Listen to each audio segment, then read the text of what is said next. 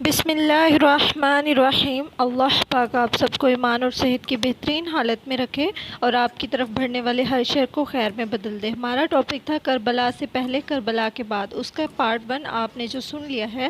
ابھی ہم part 2 start کرتے ہیں اور سٹارٹ وہیں سے کرتے ہیں، کائنڈلی آپ غور سے سنیے گا۔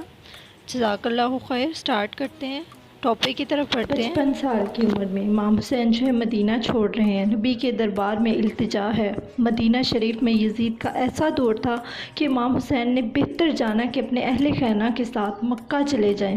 اب کوفہ کی طرف سے جو ہے ان کو عرضیاں، خطوط یعنی لیٹرز لکھے جا رہے تھے کہ یہاں پر جو ہے ظلم و جفا کا بازار گرم ہے، ہم ان کی جو ہے بیعت نہیں کرنا چاہتے، آپ یہاں پہ آئیں، ہم آپ کی بیعت کرنا چاہتے ہیں، ہماری رہنمائی کیجیے۔ آپ مکہ گئے، رگوں میں حضرت علی کا خون ہے، شیر بہادر ہیں آپ، بہادر نسل تھی، یہ کوئی عام لوگ نہ تھے۔ معلوم بھی تھا کہ یہ وہ علاقہ ہے جہاں شہید کیا جائے گا۔ صحابہ کرام نے بہت روکا کہ کوفہ نہ جاؤ، وہاں کے لوگ جو ہیں بے وفا ہیں، کوفہ نہ جاؤ، کوفہ سے بے وفائی ملتی ہے۔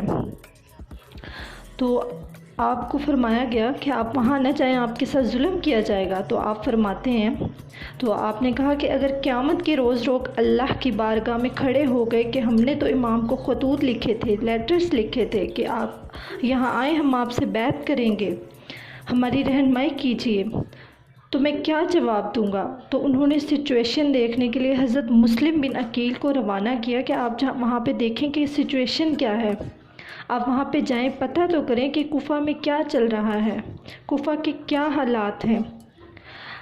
تو آپ نے جب ان کو بھیجا تو جب وہ وہاں پہ گئے، انہوں نے دیکھا کہ لوگ جو ہے ان کو دیکھ کے جو ہے بہت خوش ہو رہے ہیں، انہوں نے بیعت کرنے لگے آپ کے ہاتھ سے۔ تو انہوں نے دیکھا کہ ایوری تھنگ از ریئل، انہوں نے دیکھا کہ لوگ امام حسین کے نغمے گا رہے ہیں۔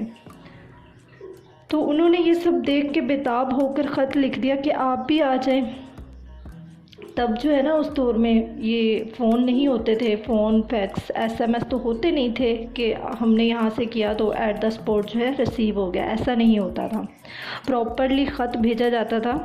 اور خط جو لکھا گیا ان کو تو قاصد روانہ ہوتا ہے مدینہ کی طرف۔ حضرت مسلم بن عقیل پر جو ہے پیچھے سے جو ہے ظلم و ستم ہونے لگے ابن زیاد کی طرف سے، یزید کے آرڈر پر ان کو یزید کے آرڈر پر ابن زیاد کی طرف سے ان پہ ظلم و ستم ہونے لگا۔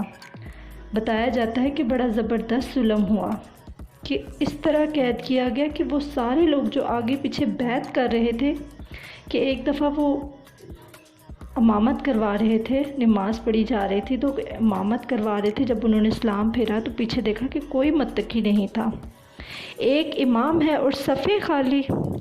کوفہ والوں نے ایسی بے وفائی کی کہ آپ تنہا رہ گئے، آپ کو شہید کر دیا گیا، آپ کے بچوں کو بھی شہید کر دیا گیا۔ اپنی فکر نہ تھی، اس وقت بھی اپنی فکر نہ تھی، آخری وقت بھی یہی سوچ رہے تھے کہ میں امام حسین کو خط لکھ چکا ہوں، میرے ساتھ اگر یہ حال ہے تو امام حسین کے ساتھ کیا سلوک ہوگا۔ اسی حسرت میں چلے گئے۔ 2 ذوالحج 2 یا 3 کو یا پہلے ذوالحج کو ہوتا ہے کہ پوری دنیا کے لوگ جو ہے نا حج پہ جاتے ہیں، پوری دنیا کے لوگ جو ہیں حج کے لیے جاتے ہیں، اور آپ جو ہیں مکہ چھوڑ کے کوفہ چلے گئے۔ آپ نے سامان باندھا، صحابہ نے پہلے آپ کو منع کیا کہ آپ نہ جائیں وہاں پہ آپ کا جو ہے نا تلواروں سے استقبال ہوگا، مگر وہ ڈٹے رہے، انہوں نے کچھ نہیں سوچا۔ وہ کہتے ہیں نا کہ ہوتا وہی ہے جو منظور خدا ہوتا ہے۔ کوفہ والوں کی ہمدردی میں وہ اپنے وطن سے نکلے۔ یاد رکھیں کہ لڑائی کے لیے نہیں گئے تھے، 82 لوگ گئے، 82 لوگوں میں عورتیں بھی تھیں، بچے بھی تھے، ایک فیملی قافلہ تھا کہ محبت سے بلایا جا رہا ہے، وہاں جائیں گے، نیکی کی دعوت دیں گے، کوفہ والوں سے بات کریں گے۔ ڈیورنگ دا وے، رستے کے دوران پتہ چل گیا تھا کہ حضرت مسلم بن عقیل کو شہید کر دیا گیا ہے، کوفہ والوں نے بے وفائی کر لی ہے۔ اب جب قافلے نے دیکھا، قافلے میں انہوں نے جب باتیں کی آپس میں، تو لوگوں نے کہا، لوگ کہنے لگے کہ اب جانے کا فائدہ نہیں ہے، اب نہیں جانا، اب جانے کا فائدہ نہیں ہے۔ تو امام حسین کہنے لگے کہ اب رخت سفر باندھ لیا ہے تو آگے ہی چلیں گے، آگے کا واقعہ بہت طویل ہے۔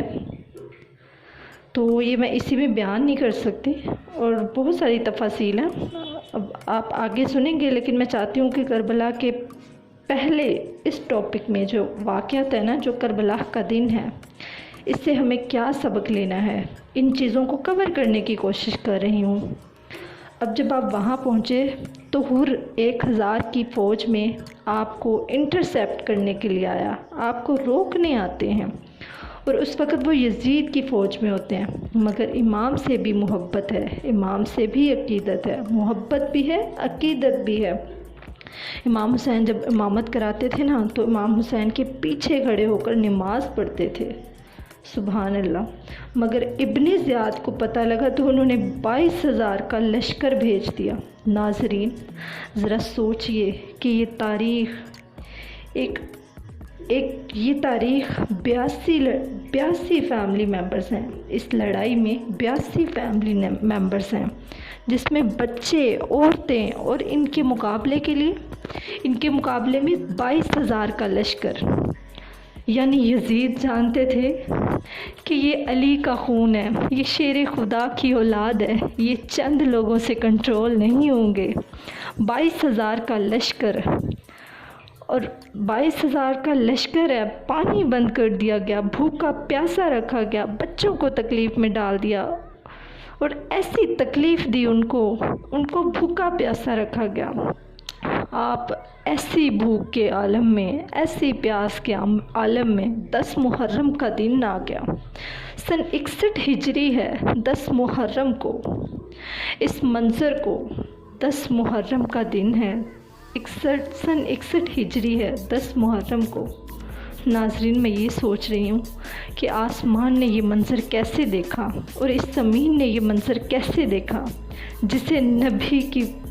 جسے نبی پاک کے شہزادے تھے، جس نبی پاک کے وہ شہزادے تھے، شہزادوں کو، ان اہل بیت اطہار کو بڑی بے دردی کے ساتھ شہید کر دیا گیا، کربلا کے میدان میں شہید کر دیا گیا، ایک ایک کر کے نوجوان اہل بیت شہید ہو گئے، مگر سب کی زبانوں پر کلمہ طیبہ تھا، اللہ کی رضا کے لیے شکوے نہیں تھے، شکایات نہیں تھے۔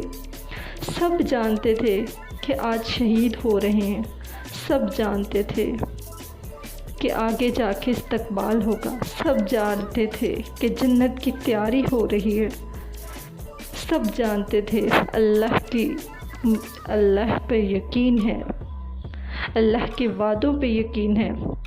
ایک ایک کر کے سب شہید ہوتے گئے۔ پھر امام حسین کی باری ہے۔ امام حسین نے کربلا کی دھرتی پر ایک تاریخی خطبہ دیا، چند الفاظ سناتی ہوں۔ وہ کہتے ہیں نا کہ لالچ اندھا کر دیتا ہے انسان کو۔ وہاں یزید جو تھے نا، وہ لالچ میں آ کر معاذ اللہ ان کو بتایا گیا کہ ان کو اگر آپ شہید کر دیں گے تو آپ کو جو ہے نا، اگر اس لشکر کو ہرا دیں گے یا شہید کر دیں گے تو بدلے میں جو ہے نا آپ کو کسی فلاں ملک کی سربراہی، فلاں شہر کی ملکیت، ہیرے جواہرات سے مالا مال کر دیں گے۔ تو وہ لالچ میں آ گئے۔ لالچ میں کلمہ پڑھنے والا مسلمان، ذرا سوچئے، لالچ میں کلمہ پڑھنے والا مسلمان، وہ بھی نماز پڑھتا ہے، کلمہ پڑھنے والا مسلمان کیسے یہ سب کر سکتا ہے؟ وہ بھی نماز پڑھتا ہے، وہ بھی اذان دیتا ہے، وہ بھی اللہ کا نام لیتا ہے۔ اس سے ہمیں سیکھنے کو کیا ملا؟ اس سے ہمیں یہ سیکھنے کو ملا کہ صرف نماز پڑھنا یا اللہ کا نام لینا کافی نہیں ہے۔ ایمان کی اصل کیا ہے؟ اللہ کے حبیب سے محبت کرنا، اور نبی پاک کی آل سے محبت کرنا، ان کی اٹیچڈ چیزوں سے محبت کرنا۔ اس سے ایک بات تو ثابت ہو گئی کہ آج بھی اگر کوئی کلمہ پڑھتا ہے نا، تو بعض اوقات اس کے ساتھ اگر کوئی لشکر بھی ہو تو ضروری نہیں کہ وہ حق پر ہو۔ 22,000 کے سامنے 82 اللہ والے تھے۔ 22,000 بھی ایک پراپر پریپیئرڈ جماعت تھی، مگر یہاں جو 82 کی جو جماعت تھی نا، یہ ایمان والے تھے، سبحان اللہ، اللہ کے پسندیدہ بندے تھے، سبحان اللہ۔ اچھا، حضرت حر کا جو وہ واپس آنا تھا، ان کا ڈیسیژن کیا تھا؟ وہ یزیدیوں کے ساتھ تھے، مگر ان کا دل ایسے لرز رہا تھا کہ ہم کیا کرنے جا رہے ہیں، اور ان کا دل ایسے لرز رہا تھا کہ وہ لگاتار امام حسین کے قدموں میں آئے، وہ نعرہ لگاتے ہوئے آئے اور پھر ان کی طرف سے لڑتے ہوئے شہید ہو گئے۔ سبحان اللہ۔ بعض اوقات انسان ایک ایسے ڈیسیجنس لیتا ہے، ایسا ڈیسیجن میکر بنتا ہے، فیصلہ کر لیتا ہے کہ مجھے جہنم کے رستے سے جنت کا رستہ کیسے تلاش کرنا ہے۔ ہمارے بھی لائف میں، ہمارے بھی پارٹ آف لائف میں یہ چیز ہوتی ہے، ایسے مواقع آتے ہیں، دل کہتا ہے کہ غلط کر رہی ہوں، دل بتا رہا ہوتا ہے that is a wrong way, پتہ ہوتا ہے، مگر انسان لالچ میں آ کر، شیطان کے بہکاوے میں آ کر ڈٹا رہتا ہے۔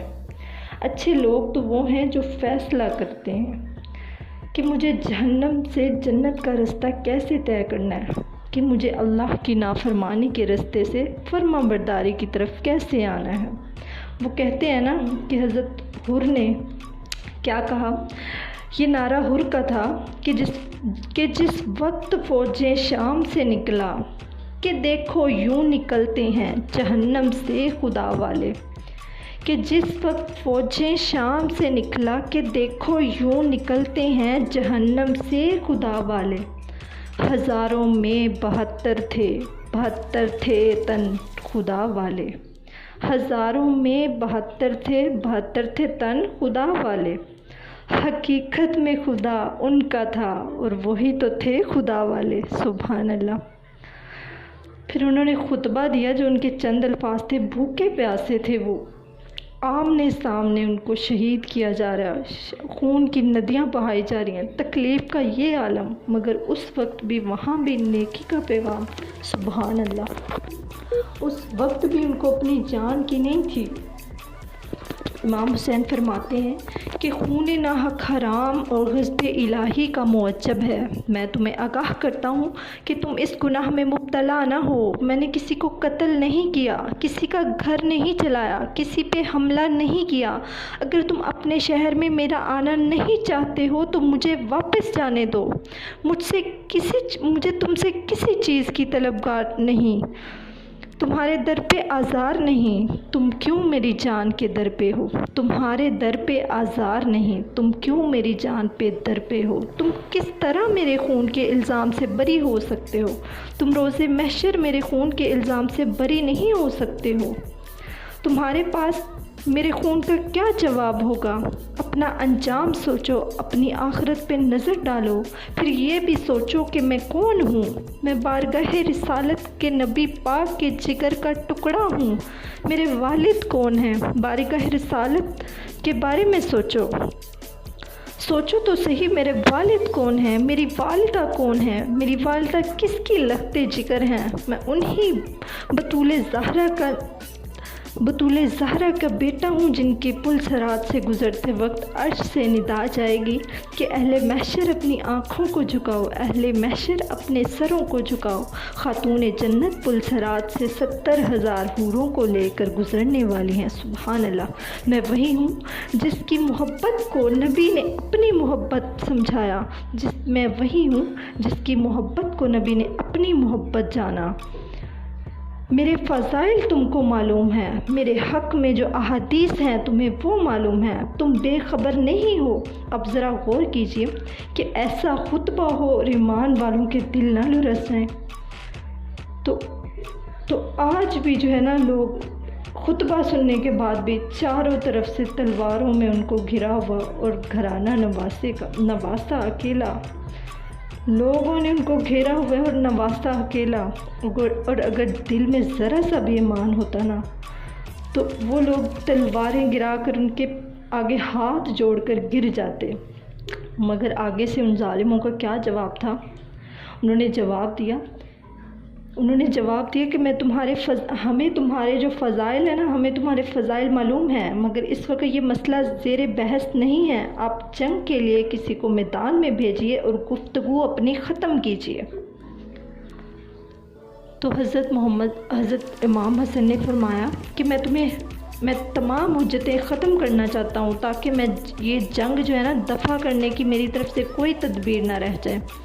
جب تم مجھے مجبور کرتے ہو تو لاچاری میں مجھے یہ تلوار اٹھانا پڑے گی۔ اور اس کے بعد کیا ہوا؟ اس کے بعد زبردست گھمسان کا رن ہوا، अच्छे अच्छे सूरमा को ज़मीन पोस कर दिया गया, खाक व खून कर दिया गया, मगर ख़ुद ज़ख्मों से चूर होकर शहीद हो गए माअज़ल्लाह।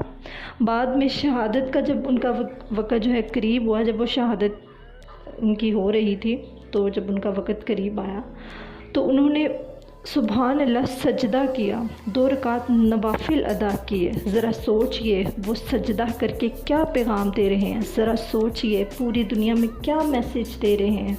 जो सुन रहे हैं, मैं और आपको और मुझे जो मैसेज मिल रहा है, हम जो है इमाम से मोहब्बत का दावा करते हैं ना, इमाम की मोहब्बत से, उनके ख़ानदान नबूवत की मोहब्बत से दावा करते हैं, अहले बैत करबला वालों से मोहब्बत का दावा करते हैं, मगर ये क्या पैगाम उन्होंने हमें दिया।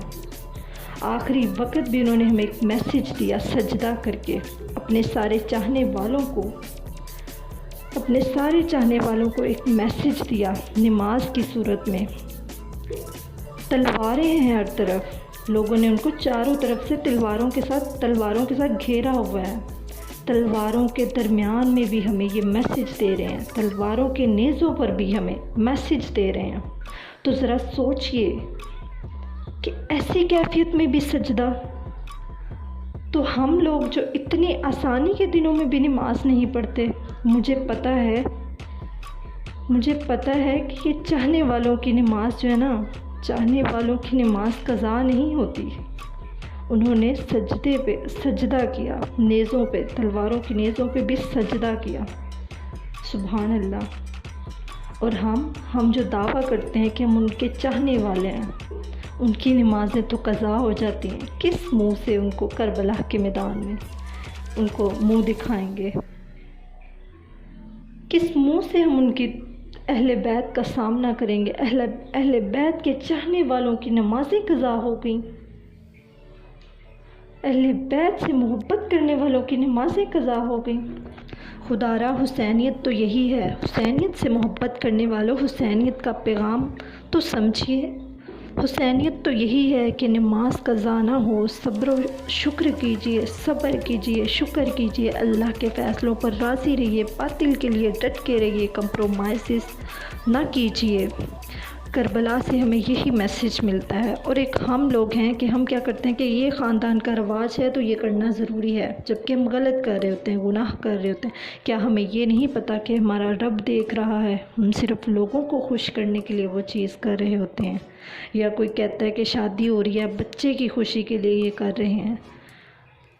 तो ऐसे कंप्रोमाइज़ करते हैं हम अपनी लाइफ में। लेकिन क्या हज़रत इमाम हुसैन ने कंप्रोमाइज़ किया? नहीं, उन्होंने कंप्रोमाइज़ नहीं अपना, उन्होंने सर कटाया, उन्होंने कंप्रोमाइज़ नहीं किया, दीन के परचम को बुलंद किया। कत्ले हुसैन असल में मर्गे यजीद है, इस्लाम ज़िंदा होता है हर करबला के बाद।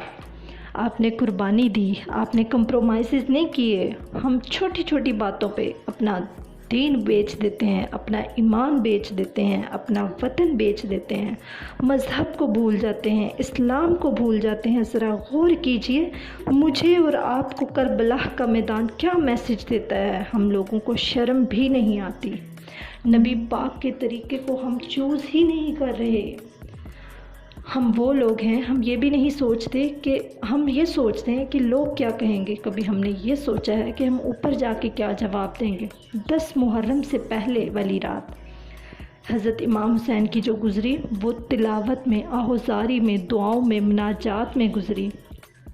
और दूसरी तरफ यज़ीद की नाचने गाने में, शराब पीने में, मौसीकी में, म्यूज़िक में गुज़री। बड़ा सिंपल है नाज़रीन। करबला के मैदान में जो रातें थी वो तलावत में गुजारी की, दुआओं में गुजारी की, इशा पड़ी गई, फजर पड़ी गई।